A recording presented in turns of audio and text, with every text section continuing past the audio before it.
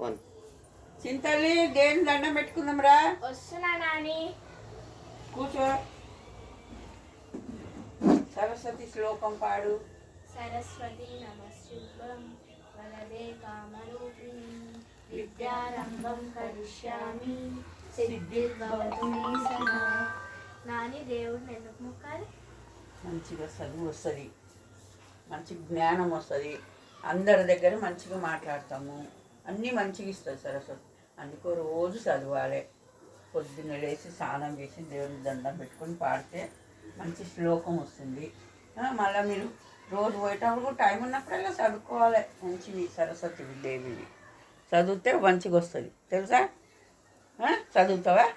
రేపటి నుంచి సరే మరి. సరేనా? దండం పెట్టుకో.